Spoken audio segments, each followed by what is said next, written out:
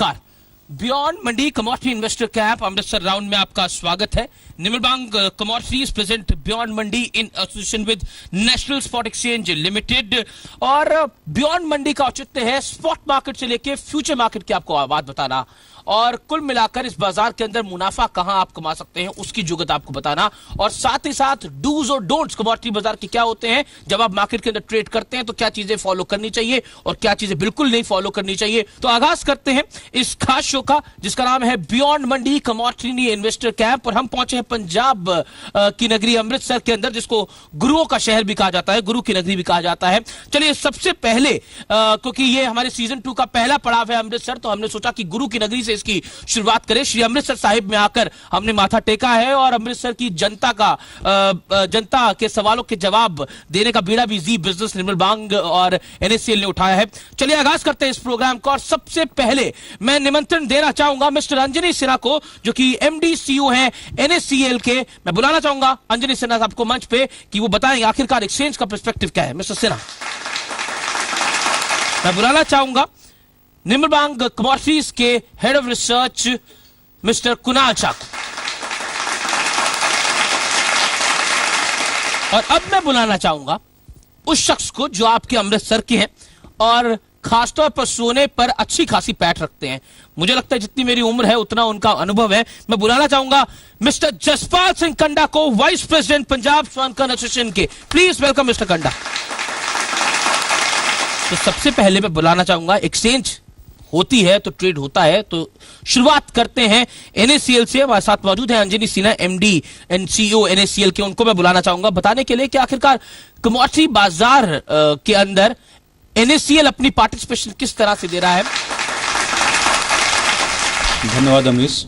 हम लोगों ने 2010 से ई गोल्ड, ई सिल्वर और बाद में फिर ई कॉपर, ई जिंक, ई निकेल, ई लेड ऐसे करके 6 कॉन्ट्रैक्ट्स की शुरुआत की। और इसी मंथ के अंत तक हम लोग प्लैटिनम का कॉन्ट्रैक्ट भी शुरू करने जा रहे हैं। तो इसके बाद आप लोग प्लैटिनम में भी इन्वेस्टमेंट कर पाएंगे और डीमैट में प्लैटिनम में बाई करके उसको होल्ड कर पाएंगे। तो इसका तरीका बहुत सिंपल है। जिस तरह से आप शेयर बाजार में इन्वेस्ट करते हैं, कोई कंपनी का शेयर खरीदते हैं और अपने डीमैट अकाउंट में शेयर्स को होल्ड करते हैं, उसी तरीके से अब आप डीमैट अकाउंट खोल के कमोडिटीज़ को भी होल्ड कर सकते हैं। अगर आपको गोल्ड एक्यूमुलेट करना है तो एक तरीका है, आप फिजिकल मार्केट में जाके ज्वेलरी परचेज कर सकते हैं या गोल्ड का कॉइन परचेज कर सकते हैं। पर उसी तरीके से आप अब डीमैट अकाउंट के जरिए गोल्ड को डीमैट में भी बाइंग सेलिंग कर सकते हैं। तो ये नेशनल स्पॉट एक्सचेंज में ई गोल्ड, ई सिल्वर के नाम से गोल्ड सिल्वर और वैसे ही कॉपर, जिंक, निकेल, लेड ये सब कॉन्ट्रैक्ट की शुरुआत की गई है। छोटे इन्वेस्टर्स को ध्यान में रखते हुए इसका लॉट साइज बहुत छोटा रखा गया है। गोल्ड में आप 1 ग्राम या उसके मल्टीपल में बाइंग सेलिंग कर सकते हैं। नेशनल स्पॉट एक्सचेंज के जरिए कमोडिटीज का एक कैश सेगमेंट शुरू हुआ है और इसका फ़ायदा ऐसे रिटेल इन्वेस्टर्स, ऐसे स्मार्ट इन्वेस्टर्स जो डेली के तेजी मंदी में विश्वास नहीं रखते हैं या डेली का जिनको ट्रेडिंग नहीं करने में इंटरेस्ट है, बल्कि जिनको अपना सेविंग इन्वेस्टमेंट करने का इंटरेस्ट है, उनके लिए ये बहुत ही फायदेमंद है। ई गोल्ड में अगर गोल्ड में 10% की तेजी आई है तो पूरा का पूरा 10% आपके घर में आता है। सारे investors, intelligent investors, retail investors जो इस तरह से अपनी पोर्टफोलियो को डाइवर्सिफाई करते हैं और अपने पोर्टफोलियो को सही तरीके से कमोडिटी, इक्विटी, रियल इस्टेट और फिक्स्ड डिपॉजिट के बीच में बैलेंस करते हैं, उन सब लोगों को इसका काफ़ी ज़्यादा फायदा होता है। धन्यवाद। चलिए मैं बुलाना चाहूंगा मिस्टर कुणाल चाकू, हेड ऑफ रिसर्च निर्मल बांग सिक्योरिटीज के। मिस्टर कुणाल।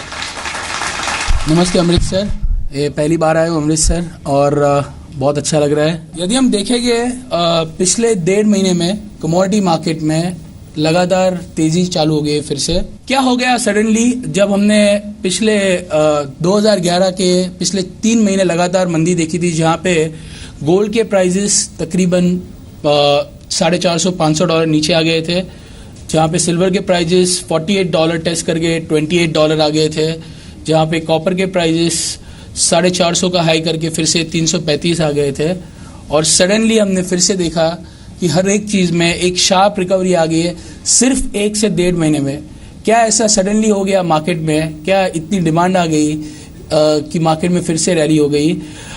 मेरा आज जो व्यू है, जो थीम है, ये कमोडिटी मार्केट में तेजी क्यों हो रही है और क्या ये तेजी फंडामेंटली ड्रिवन है कि नहीं।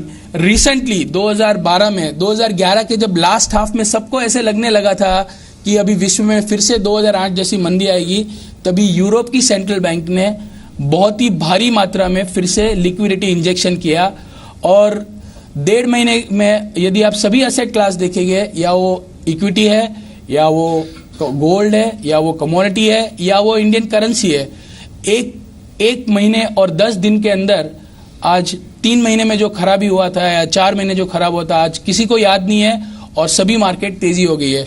क्या अचानक ऐसी किधर से डिमांड आ गई? क्या इंडिया का जो ग्रोथ पिछले साल खराब लग रहा था अचानक अच्छा हो गया, या यूरोप का ग्रोथ अच्छा हो गया, या चाइना में डिमांड आ गई? जी नहीं, ये जो भी चल रहा है ये चल रहा है सिर्फ लिक्विडिटी का प्ले। यहाँ पे कोई डिमांड में इंप्रूवमेंट नहीं हुआ है, यहाँ पे कोई मेजर चेंजेस नहीं हुए डिमांड में, यहाँ हैवी भारी मात्रा में लिक्विडिटी आई है। ये liquidity more than fundamental is going to be the major factor कि ये मार्केट के प्राइसेस ऊपर जाएंगे या नीचे जाएंगे, इसका मेजर फैक्टर रहेगा लिक्विडिटी। पिछले 5 से 6 महीने कमोडिटी ट्रेडर्स के लिए बहुत ही डिफिकल्ट मंथ्स थे, नॉट बिकॉज मार्केट में तेजी या मंदी थी, बिकॉज मार्केट में जो सबसे बड़ा प्रॉब्लम चल रहा है वो है करेंसी का। यदि आप 6 से 7 महीने में देखेंगे क्या हो गया, Indian rupee in last 6 to 7 months has depreciated, कमजोर हुआ है तकरीबन 25% से। हमने देखा है रुपी 44 था, 44 का 54 हो गया, और यही रुपी पिछले 1 महीने 10 दिन में तकरीबन 12% स्ट्रांग हो गया है। तो ये जो रुपी की मूवमेंट है इसके कारण सभी कमोडिटी के जो इक्वेशन है वो चेंज हो जाते हैं। बहुत लोगों को यहाँ पे जितने भी लोग रह गए एग्री कमोडिटीज में, जैसे गुआर सीड में ट्रेड करते हैं, तो गुआर सीड की तेजी बहुत लोगों को नहीं समझ में आई। उसका रीजन मेन ये रीजन है कि अमेरिका में जो ऑयल बूम चालू है, स्पेशली ये रीजन में शेल ऑयल आता है, जो पत्थर रहते हैं वो पत्थर को तोड़ के उसमें से ऑयल निकालते हैं। इसके लिए जो केमिकल लगता है वो केमिकल का ओरिजिनल नाम है गुआर गम, और ये डिमांड पूरे यूएस में, मिडिल ईस्ट कंट्रीज में सभी जगह से इतनी आ रही है क्योंकि ये जो टेक्नोलॉजी है इसे कहते हैं वर्टिकल ड्रिलिंग टेक्नोलॉजी। उसमें रॉक को फ्रैक्चर करके ये केमिकल गुआर गम पाउडर डालते हैं, इसलिए सडनली इसका इतना डिमांड आ गया, क्योंकि आप ये देख रहे हैं ऑयल वेल का प्रोडक्शन कैसे बढ़ रहा है, तो धीरे धीरे इतना डिमांड आ गया ये कमोडिटी